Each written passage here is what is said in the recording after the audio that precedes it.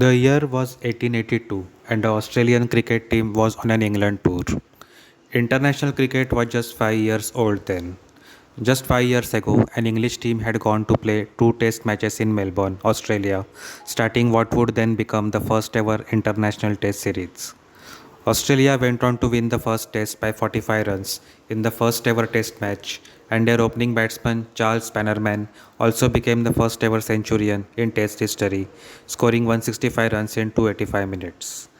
However, England managed to pull back in the next match, beating Australia by 4 wickets, the series ending in a stalemate. The series saw good response from spectators, encouraging the tour organizers to arrange more such matches. 2 years later, England came back at the same venue for a solitary test match.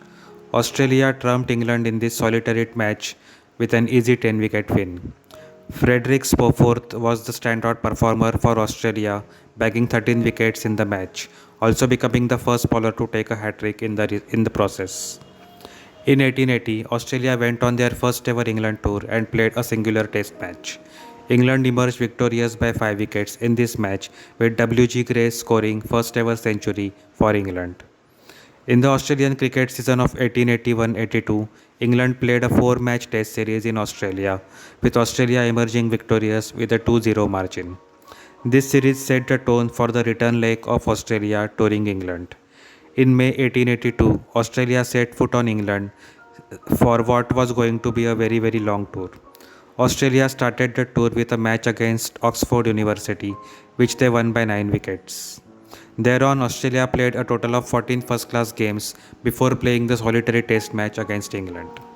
The first class game included university teams like Oxford and Cambridge, county teams like Sussex, Yorkshire, and Surrey, and 2 matches with Scotland. The solitary test match itself was played at the Oval and was a low scoring affair and lasted just over 1.5 days.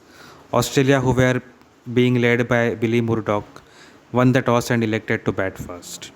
Ted Peat, a slow left arm orthodox spinner, opened the bowling for England, indicating that the wicket was a turner, unlike the oval wicket in recent years, which is seen to favour seam bowlers. Australia were bundled out for 63 in the first innings, with their wicketkeeper batsman Jack Blackham top scoring with 17. Dick Barlow, England's opening batsman and a part-time slow left-arm bowler, finished with 5 wickets for England, and Ted Pitt, another slow left-arm bowler, finished with 4 wickets. Dick Barlow and the legendary W.G. Grace opened the batting for England. England also did not fare any better on the wicket and were bundled out for 101. George Uliett was the top scorer for England, scoring 26 runs, and Frederik Spoforth was the peak of the bowlers for Australia, taking 7 wickets. England were bundled out close to the end of day's play, and the second day resumed with Australian openers Alec Bannerman and Hugh Massey walking out to bat in Australia's second innings.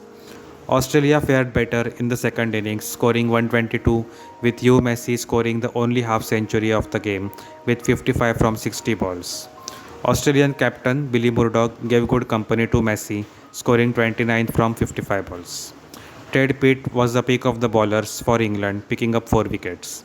England were set a target of 85 to win, a tricky target, especially given the pitch conditions and how the first 3 innings had panned out. England began tentatively with W.G. Grace holding up one side as wickets tumbled on the other side.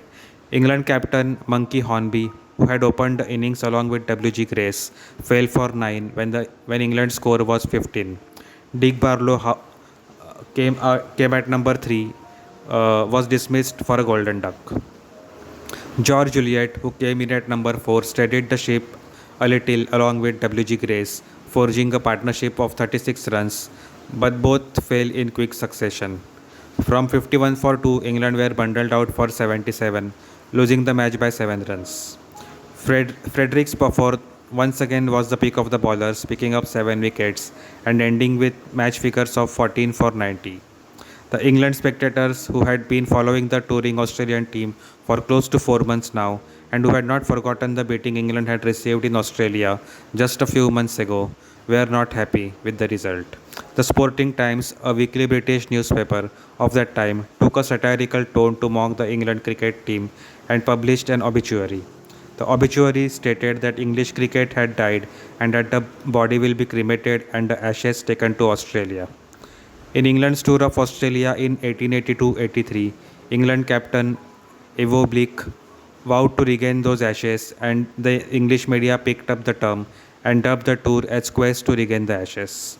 England did manage to win the series, winning two out of the three test matches played, and a small urn was presented to England captain Ivo Bleak. The contents of the urn are reputed to be the ashes of a wooden bale and were humorously described as the ashes of Australian cricket.